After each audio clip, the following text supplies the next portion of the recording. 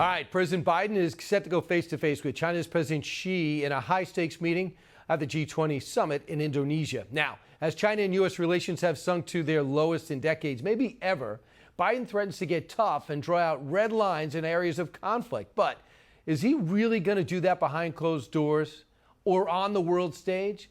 Let's ask the author of a new book called Only the Strong, which is excellent, reversing the left's plot to sabotage America's power, dates all the way back to Woodrow Wilson. Arkansas Senator Tom Cotton. Senator, you heard about the red lines. What do you think is actually going to happen?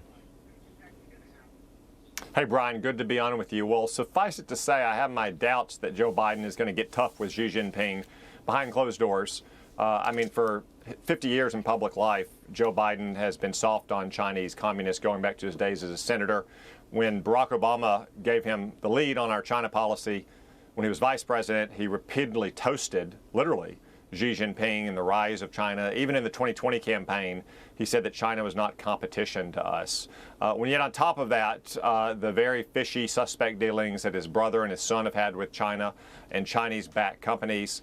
And think about where he just came from. He came from another one of these international hot air conferences in Egypt dealing with climate change, where they're desperate to get China to do anything that suggests they care about climate change. At the same time, we're hamstringing American energy production. So I have my doubts that he's going to get tough with Xi Jinping. He should, but I have my doubts. You were the first one to come out, even before President Trump, and say we should stop all flights out of China. There's something with that lab. They thought you were crazy. They rebuked you. You end up being right on both counts. Having said that, is this a weaker China? I know they're emboldened, but are they weaker?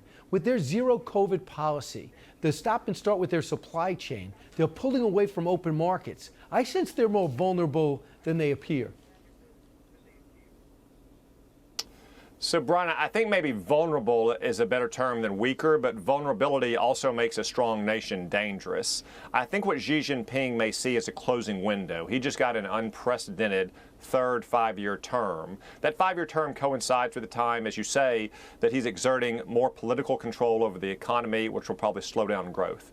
China's population is getting older, and it's going to start declining because of their long-time one-child policy only recently ended.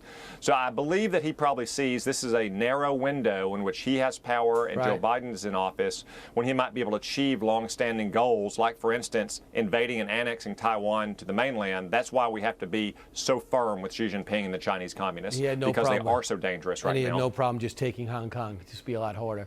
Vladimir Putin will not be at the G20. He's losing a war to Ukraine, being humiliated in the process. We know he's pulling out of Kyrgyzstan. Now we have General Mark Milley, chairman of the Joint Chiefs of Staff, recommending we go into peace talks with him and push them to getting to talk truce. Nobody wants to see killing or infrastructure damage, but is this the time we should be forcing a truce? Well, Brian, we're not in a war with Russia. Ukraine's in a war with Russia because Russia invaded Ukrainian territory. But we're so it's really right. up to the Ukrainian government. It's up to the Ukrainian government, the Ukrainian people, to make that decision. We should back them in that decision, but we should also back them to the hilt on the battlefield. You know, they just took back Kherson, the only provincial capital that Russia had seized going back to February.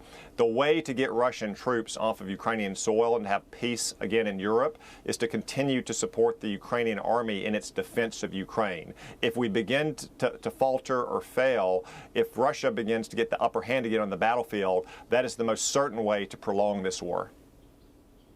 I just think the American people need to understand how valuable it is for us to have this aggressive nation neutralized, and Ukraine is fighting like warriors, but they are using our material. We're studying everything they're doing. So this just came across from me that Marco Rubio tweeted this out.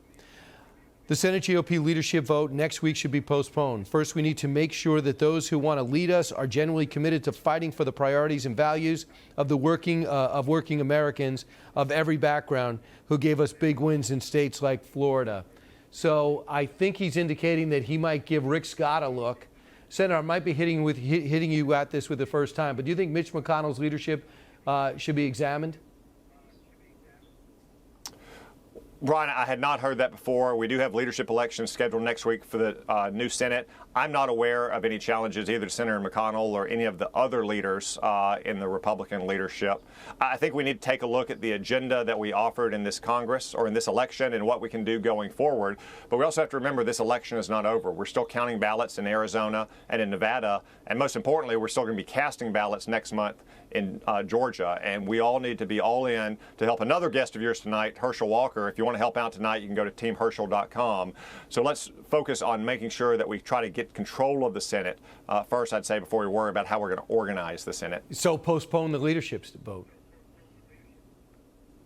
I wouldn't necessarily call for postponing it, Brian. Again, if there's not going to be opposition or any other candidates, I don't see what difference that would make. But the most important focus for us all right now, and I know this is where Senator Rubio and Senator McConnell and Senator Scott and I and everyone else is focused on, helping Herschel get across the finish line in January or in December. And Senator, let me just say, thanks for matching my color scheme. You didn't have to, and I appreciate it. And have a great weekend. Always great to have you on. Thanks, Brian. You got it. Hi, everyone. I'm Brian Kilmeade. I want you to do me a favor. I want you to click to subscribe to the Fox News YouTube page. This is the only way that I know for sure that you're not going to miss any great commentary, any great news bites, any great interviews coming your way on Fox. You can get it all here on YouTube. So subscribe right now.